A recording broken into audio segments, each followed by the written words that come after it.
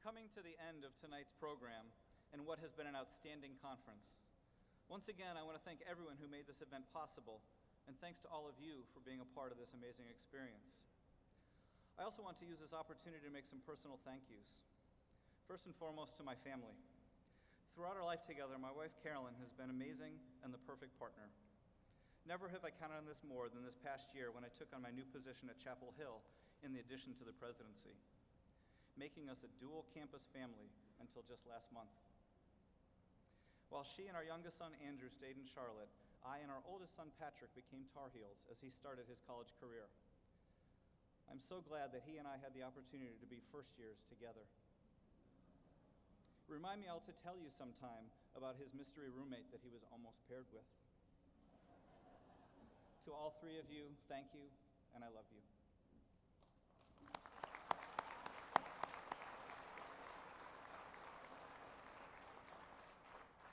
I would also be remiss if I didn't mention my colleagues at both UNC Chapel Hill and UNC Charlotte. Being on the executive board requires a fair amount of travel and time away from the office. It was a blessing to know that I could always leave things in their more than capable hands. I truly could not have done this without them.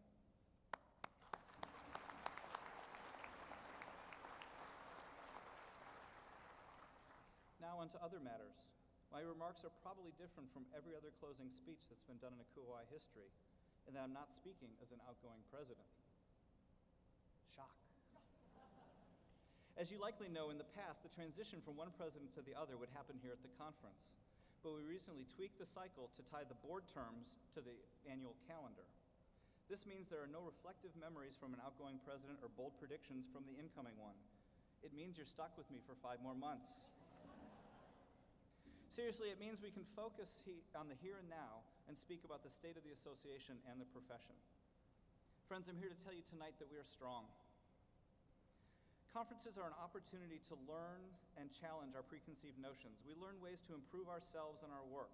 We're revitalized by time with colleagues, but they can also mean time spent thinking about things that need to be corrected and in ways we can do better.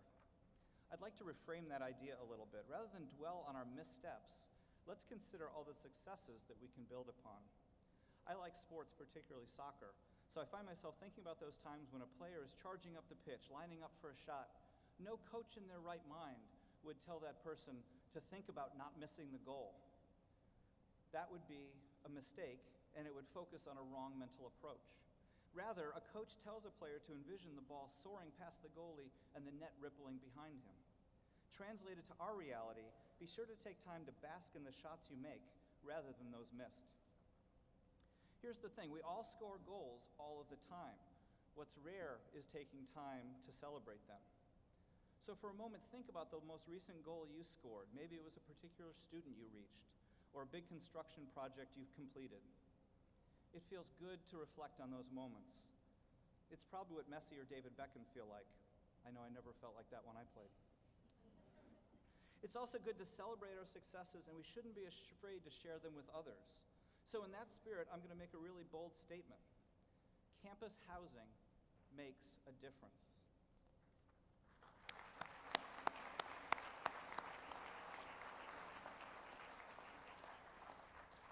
When we do our work well, we help students earn higher grades. We help them stay in school. We help them graduate. We help them be better citizens of the world. We help them succeed. We know this, but we need to be able to demonstrate it as well. We need to demonstrate it to university presidents and boards of trustees. We need to demonstrate it to governmental leaders, and we need to demonstrate it to students and parents. Most of us, when we were still students, read the studies on student housing and success. The problem is, whether you graduated in graduate school 5 years ago or 25 years ago, you read the same studies. We need new research that's longitudinal and compelling to illustrate the value of the student housing experience.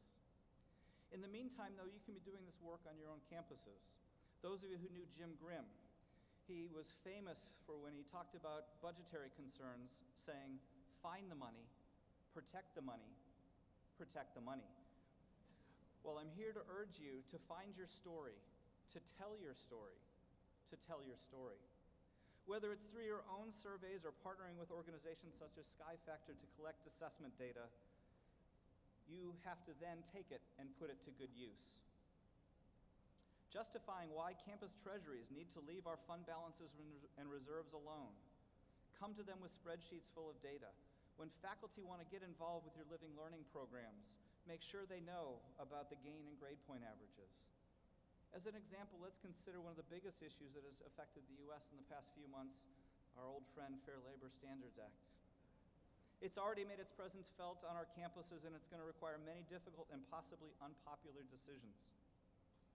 When we are weighing our options about how we organize our departments and the roles of our staff, one side of the ledger is our bottom line. $47,476 is the new salary compensation. Those who work less than that are guaranteed overtime. Multiply that by the number of staff on your team, and that's one bottom line. But what's the other side of that story? It can't just be the old-fashioned heart test. We can't just say we feel it in our heart to head this way or that way. We've got to have data to back that up. Because the heart test isn't going to rule the day. We need to have our own numbers. We need to know what the optimal hall director to RA ratio is, or hall director to student ratio. On what days and times are the most incident reports being filed? When are our crisis teams needed most? These are some of the elements of our story that we need to know and we need to share as we rely on these for our decision making. The good news is that ACUHO-I can provide you resources to help you tell your story. Earlier this year, ACUHO-I released the results from the 2015 operational survey. The results provided valuable insights into how you do your work, the services you provide, how they're funded, and how many staff members are needed to do so. Really, that should be how many staff you have to do so, because it's way less than what we need. The information was strong. The only drawback was we didn't get as many responses as we would like. Only 28% of us participated in that survey. So when I say tell your story, I also mean tell ACUHO-I your story. I know every one of you would welcome this sort of data and would put it to good use, but first we need to collect it. I stress this because later this year, ACUHO-I will be unveiling an ambitious new initiative. Soon you'll be learning more about the Campus Housing Index that will provide practical data for housing and residence life professionals. When it's rolled out, it will ask you to enter information such as staff salaries, details about your housing operation into the system. Then later, after we import IPEDS data and other data sources, you'll be able to slice and dice and splice that data in different ways to compare your institution with other comparable or aspirational institutions. Can you imagine how valuable this will be, but also understand how it becomes exponentially more valuable as more and more institutions enter their data? Along with the information needed to tell your story, ACUHO-I will also help you develop skills to do so through a number of educational resources. However, just like on our campuses, ACUHO-I must increasingly serve a diverse and segmented population and must do so with finite resources. Just consider this conference. The program committee was tasked to pull together an educational agenda that had sessions to address a dozen different knowledge domains and core competencies. In addition, we each arrived here at different stages in our career and bring with us different experiences and backgrounds. We come from a host of different size campuses ranging from just a few hundred to several thousand beds. We've traveled here from different countries and speak different languages. There are many things that make us different and unique, but there are two things that everyone in this room has in common. First, that we all work in the service of our students. The second is that we all care enough about the first thing to come to Seattle to further our professional development. Your association leaders keep those sentiments front of mind as we create, develop, and revise programs and resources. For example, this year when we celebrated the 2 campuses hosting the NHCI Institute. Let's have a round of applause for everyone who's ever participated in one of our NHCI programs, either as a faculty or student.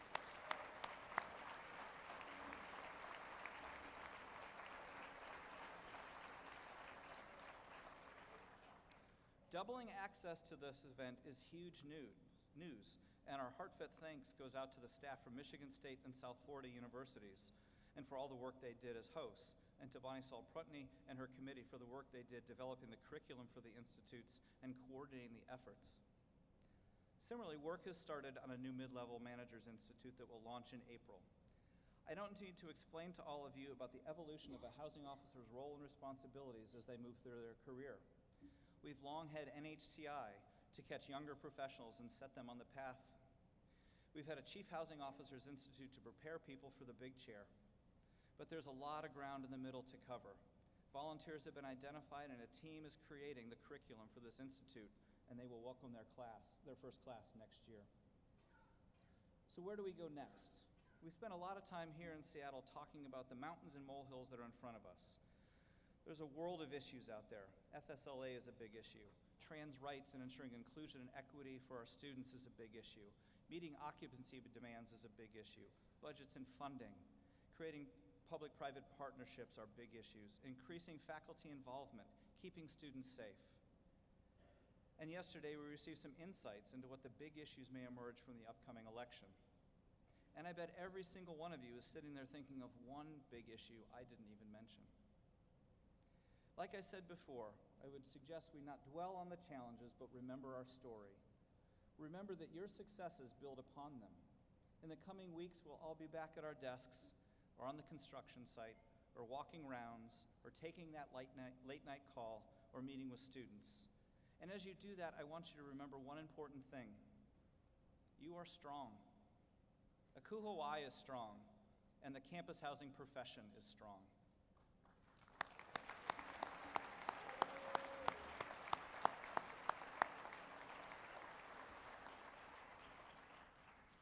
And when we work together, we are stronger still. Thank you, everyone, and remember that ACUHO-I is where you belong.